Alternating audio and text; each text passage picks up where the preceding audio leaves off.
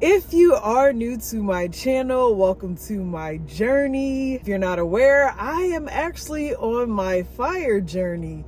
And if you don't know what f.i.r.e stands for, it basically means financial independence, retire early. Now, if you are enjoying this content, please, if you could, make sure you are liking and leaving comments down below because it definitely helps with the algorithm. Thank you very much. Today, I want to talk about how your actual car payments might be slowing you down when it comes down to building wealth. So let's talk about that little elephant in the room, shall we? Now, before you go out and buy that new car, please take a little moment and watch this video if you would.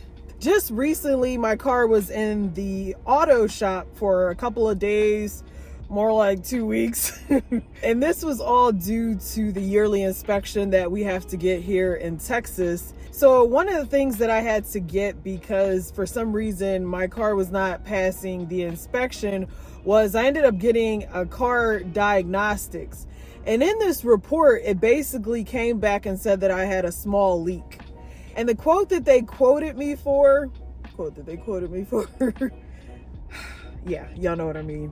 And the quote to get this car fixed was $2,100.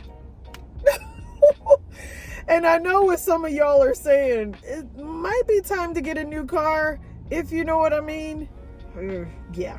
Now, if you've been watching my video for quite some time, you will know that last year I kept going back and forth with this idea of buying an RV or buying a van. And of course, the original quote that I got for the RV was $187,000 or something crazy like that. And I thought to myself, this is insane. It's still a vehicle. And the moment that it leaves the lot, its value is going to depreciate. When I realized that I would be stuck with a 30-year payment on a vehicle, that's when my tune changed about buying an RV really quick. So I decided to hold off on buying the RV, and then there was this idea of buying like a minivan. And I started going around getting quotes for that as well. But then, of course, with the interest rates and the inflation, with everything being so high, my car note would in fact be high too. So I decided to hold off on that as well. The other day, I came across an article from Ramit Sethi. If you don't know who Ramit is, he's an actual YouTuber. I actually follow him on YouTube. He has a lot of great financial advice. So definitely check out his videos. I will leave his link for his channel in the description. But one of the things that he mentioned in the article was how a car can actually be a wealth killer.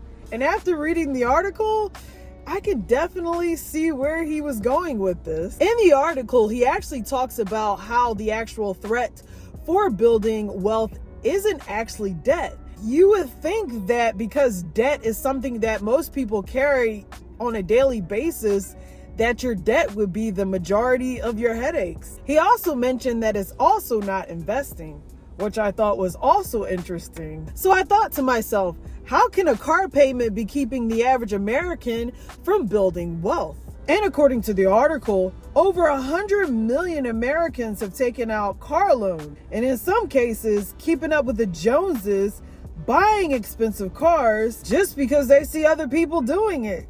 Which sounds kind of crazy when you think about it, but a lot of people do this. However, taking out these loans, many Americans find themselves trapped in the debt.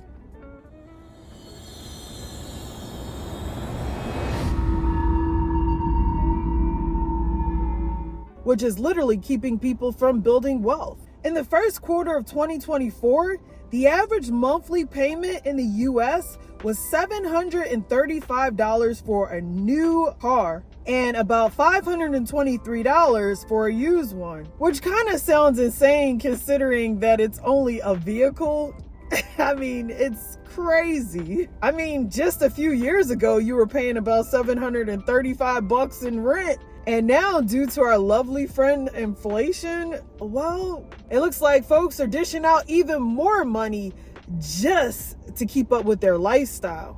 Some experts believe that the total monthly car expenses, including insurance, gas, and maintenance, should really only be about 20% of your take-home pay. And I can tell you right now, even though I don't actually have a car payment, and between my insurance, my gas, and maintenance, for the most part, that takes up a small amount of my check. But I couldn't even imagine having a car payment, because that would probably take up about 30 to 40% of my paycheck, especially with the car prices on the rise. Overall, this means that the average American is overpaying for a vehicle that they can't afford. Talk about a wealth killer. In the article, he talks about 4 ways to own a nice car and still build wealth. Number 1, calculate how much car you can afford. The bottom line here is, if you can't afford it, don't buy it.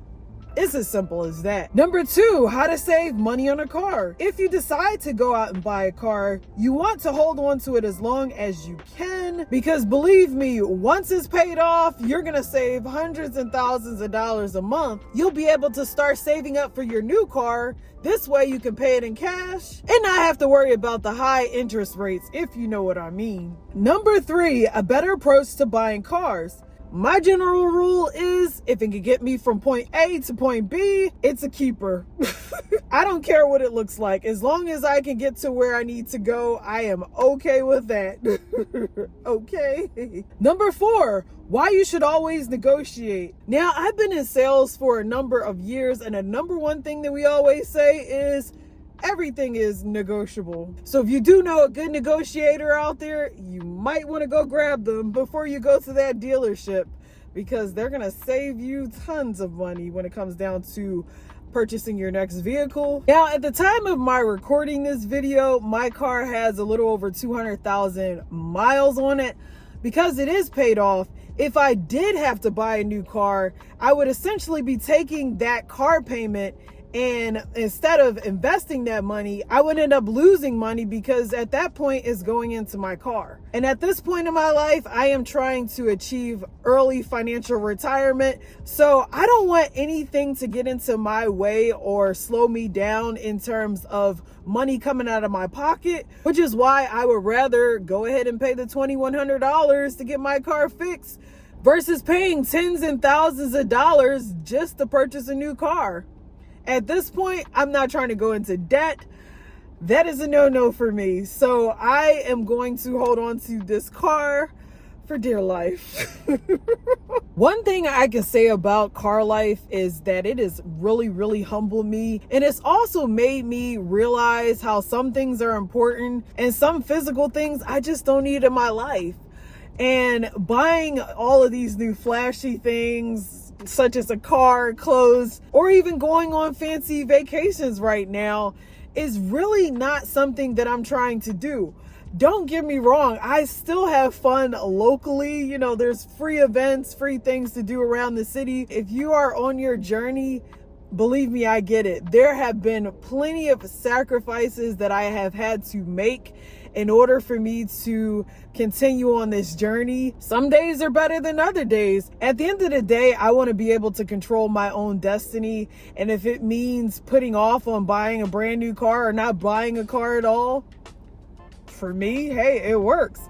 Like I said, at the end of the day, I'd rather invest that money versus putting that money towards something that is going to depreciate in value. Because at the end of the day, I need my money to constantly be working for me, not against me. And for me, buying a new car is a liability, because in this case, well, it doesn't make money. And I do realize that there are apps out there where you can rent your car out to people and let them borrow your car and do all types of fancy stuff. But for me, that's a little on the riskier side. At the end of the day, I don't want any extra headaches coming in between me and my early retirement, if you know what I mean. Okay? That's a little too risky. Now, when the time does come for me to go out and buy a new vehicle, what I want to do is pay cash up front. I don't want any payments. You know, I've gotten spoiled with my car being paid off, because again, I don't have to have that monthly payment, you know, hundreds of dollars going towards a car when I can put that money towards investing and allowing that money to work for me. And that is something I rather do versus, putting all that money towards something that's going to depreciate in value. Growing up and even to this day, I have constantly seen people's wealth being stolen from them just by making huge mistakes, such as purchasing brand new cars or buying a new home when that person couldn't afford it in the first place. Because at the end of the day, we have to make smarter decisions so that it won't cost us in our future. So before you do go out and purchase that new vehicle, ask yourself this question: is this a want or is this a need? And that should help you narrow it down, believe me. So anyway, I hope that you enjoyed this video. Don't forget to like, comment down below. Also, don't forget to subscribe to my channel as we drift into freedom together. See you soon. How about we have a little chit chat about the new normal, shall we?